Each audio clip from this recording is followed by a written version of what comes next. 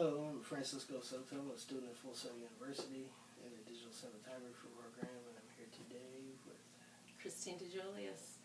we'll be asking Christina a few questions about her industry and her experience in art. First question, what do you see as the role of the visual arts in society today, particularly in your profession? I am a expressive arts facilitator, a community art advocate.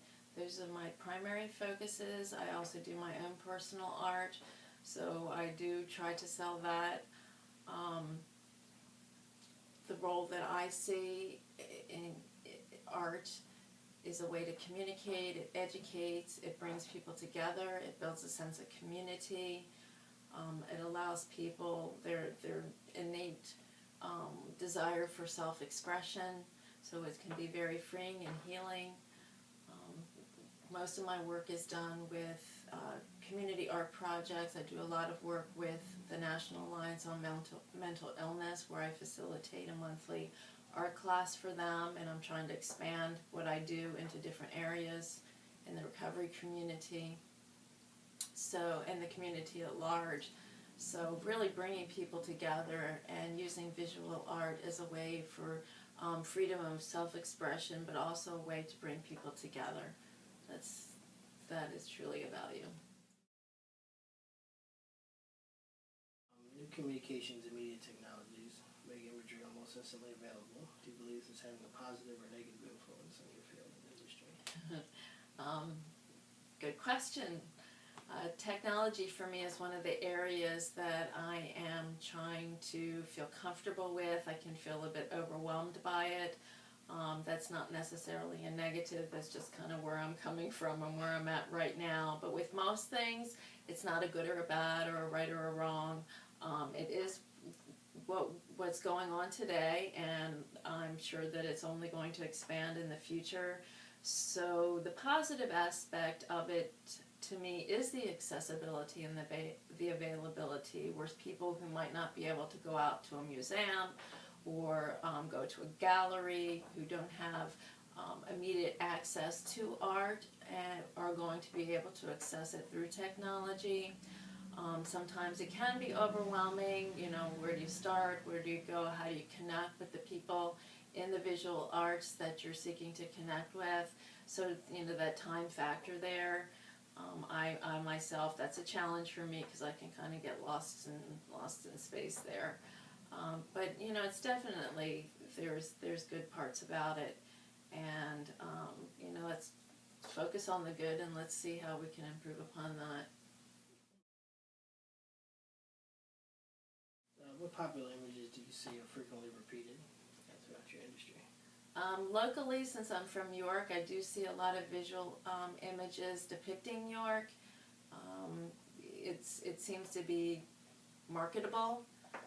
For one thing, people in York seem to like to buy photographs and artwork depicting York. So that is something that I see quite often. It's still interesting though, because whether it's a photograph or a painting, you get the artist's own personal perspective, and you kind of get to take that in. When it comes to the expressive arts, of course, because people are trying to bring something inward, outward, you see a lot of their emotion, you see a lot of their personal pain and suffering, you see a lot of their joy. So since it's very personal, you know, you do see those repeated images though of people's circumstances and what they're dealing with in their life. Who's one of your favorite visual artists, and what is their style of visual art? Favorite visual artists, it's always hard for me to pick a favorite, whether it's a favorite color, a favorite poet, a favorite artist, because I have such an appreciation for all styles and all mediums. The art that I enjoy the most, though, is where the person has been truly fearless and sometimes takes risks that they're willing to take. They take it, I think, because that's what they need to do, but in turn they affect society as a whole and allow other people to take risks. So, I mean, some of my favorites are, you know, Jackson Pollock is a favorite of mine. William de Kooning, Andy Warhol. He's a favorite because I'm Czechoslovakian, so anyway. But I like his art too. But anybody, even if it's art that I then personally might not connect with or care for, if I can see that they were able to take that risk and really be true to themselves and be fearless, that's the art that I'm going to be drawn to. And this is a great segue into this question.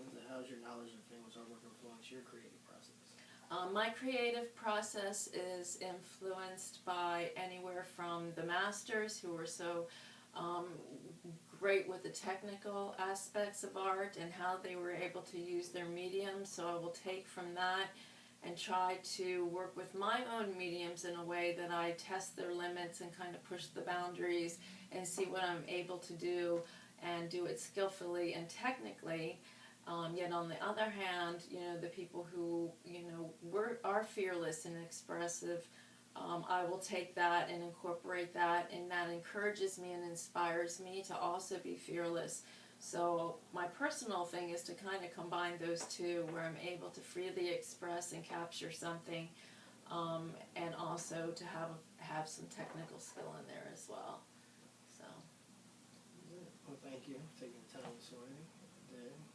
Thank you very much.